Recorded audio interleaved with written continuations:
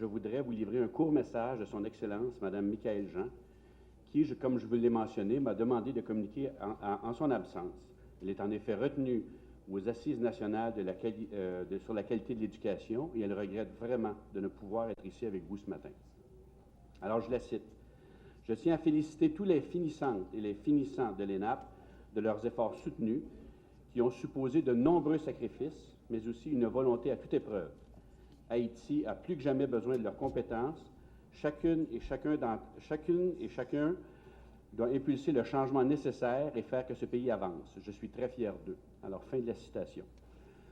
Maintenant, en mon nom personnel et au nom du gouvernement du Canada, je voudrais d'abord féliciter chaleureusement le gouvernement d'Haïti, par l'intermédiaire du premier ministre, pour avoir maintenu le cap sur la création de l'École nationale d'administration et de politique publique. La réforme de l'État est un long processus. Le gouvernement d'Haïti s'est engagé sur cette route par son programme cadre de réforme de l'État 2013-2017, qui vise à disposer d'une administration publique moderne et efficace au service des citoyens. Par son plan d'action stratégique, le pays est en train de renforcer ses capacités nécessaires à son développement durable. Ainsi, la nouvelle ENAP en sera une des pierres angulaires. Le Canada appuie à fond le renforcement des institutions de l'État en Haïti. Pour nous, des structures de gouvernance solides et crédibles sont essentielles à un développement et à une croissance durable. Nous y travaillons à travers plusieurs projets d'assistance technique réalisés par des experts haïtiens et canadiens qui contribuent au renforcement des institutions publiques, notamment en éducation et en santé. La valeur totale de ces projets opérationnels au renforcement institutionnel en Haïti avoisine les 100 millions de dollars.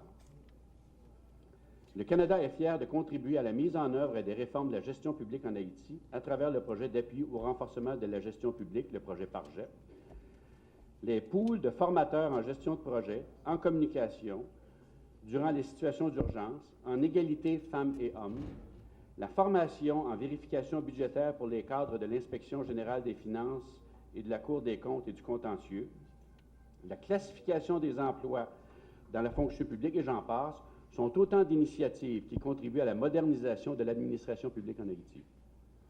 La création de l'ENAP est à la fois l'aboutissement de ces efforts échelonnés sur plusieurs décennies, mais notre présence ici représente également un commencement.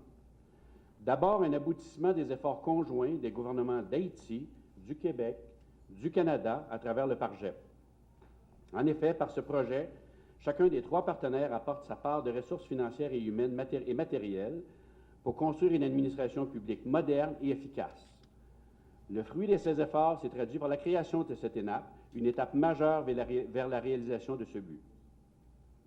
Mais c'est aussi un commencement parce que nous inaugurons l'ENAP aujourd'hui. Bientôt, vous allez sélectionner les candidats aux cohortes successives, préparer ou mettre à jour les modules de formation, travailler avec l'OMRH pour intégrer les lauréats dans les postes adéquats, participer au partage des connaissances à travers les réseaux des écoles d'administration publique et, plus important, former des femmes et des hommes qui mettront leur talent et connaissances au service des citoyennes et des citoyens de ce pays.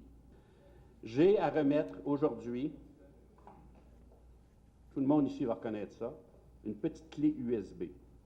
Dans cette petite clé USB, on retrouve le corpus des lois et règlements de la République d'Haïti depuis sa fondation en 1804. Dont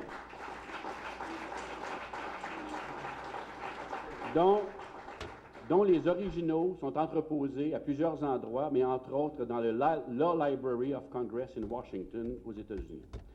Suite au séisme de 2010, une organisation américaine à but non lucratif, le Law Library Microform Consortium, a lancé le projet Patrimoine juridique, dont l'objectif est de regrouper les ressources documentaires juridiques haïtiennes dispersées dans diverses bibliothèques de droit dans le monde pour les rendre accessibles dans ce pays, ici, en Haïti, qui, comme vous le savez, avait perdu grand nombre de ses archives suite au tremblement de terre de 2010.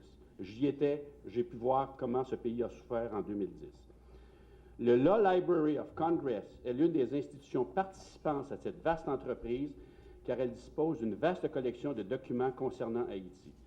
Ces diverses ressources ont donc été localisées, numérisées, puis mises en ligne sous le leadership du Law Library. C'est dans le cadre de ce projet que l'Université d'Ottawa en collaboration avec Internet Archive, l'organisation internationale à but non lucratif dont le mandat est de favoriser l'accès mondial à tous les documents se trouvant dans le domaine public, a financé la numérisation des 211 documents du Law Library of Congress, constituant le corpus des lois et règlements de la République d'Haïti qui se trouve sur cette clé USB. Madame Jean a été approchée il y a quelques mois par M. Patrick Tardieu, responsable de l'unité de numérisation au CIAT, afin de l'aider à mettre en main sur les fichiers PDF de ce corpus, car de nombreuses bibliothèques de facultés de droit en Haïti ne disposent pas d'un accès Internet assez efficace et assez puissant qui permettent de télécharger des documents aussi volumineux à partir des 2 sites Internet mentionnés. Une fois le travail fait, l'Université d'Ottawa et Internet Archive Canada ont donc transmis au bureau de Mme Jean le corpus sous la forme de cette clé, qui est en fait produit par plusieurs exemplaires et qui seront rendus disponibles aux institutions haïtiennes intéressées.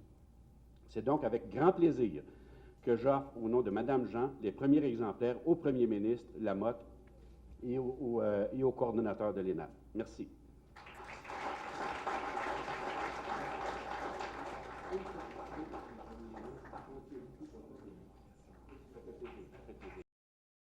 La modernisation de l'administration publique reste un axe principal de la mise en œuvre du chantier institutionnel.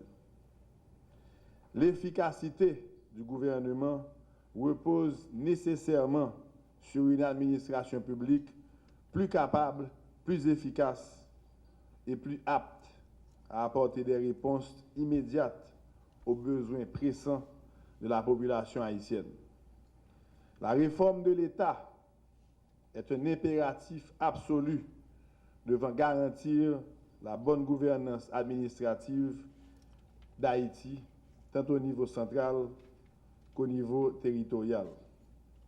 Conformément à ces engagements, mon gouvernement travaille sans relâche à créer des conditions favorables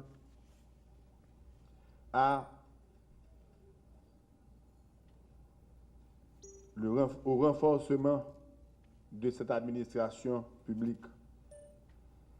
Ma présence à cette cérémonie de lancement de l'École nationale d'administration et de politique publique ENAP se veut un signe de la ferme volonté de mon gouvernement de doter l'administration publique de l'outil nécessaire à la formation des cadres de haut niveau.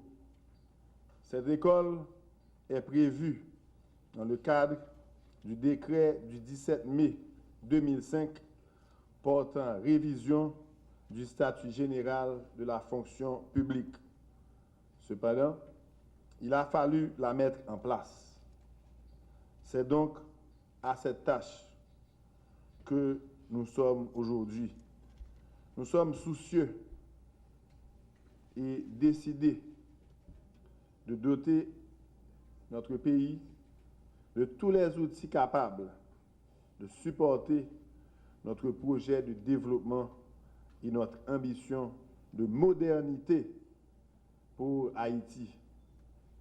Il est important de noter que la mise en place de l'ENAP, à elle seule, ne saurait garantir le renforcement de la fonction publique.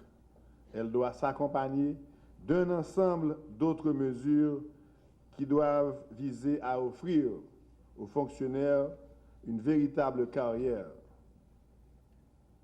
et à rendre la fonction publique plus attractive pour nos jeunes diplômés. La disponibilité de ressources financières et la disponibilité de ressources humaines qualifiées sans un cadre approprié risque de compromettre gravement le projet de réforme.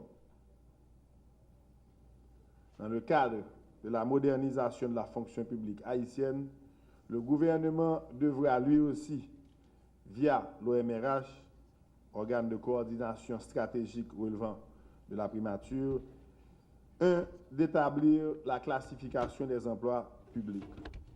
2. De réaliser le recensement des fonctionnaires de l'administration centrale de l'État. 3. De tenir un fichier central. 4. D'établir une grille indiciaire des salaires. 5. De garantir le bon déroulement de la carrière. 6. Assurer un suivi individualisé des agents publics. 7. Garantir un accès équitable et juste à la fonction publique par l'organisation de concours et d'examens. Et 8. Garantir l'accès à une retraite décente. 9. De définir la politique nationale de formation.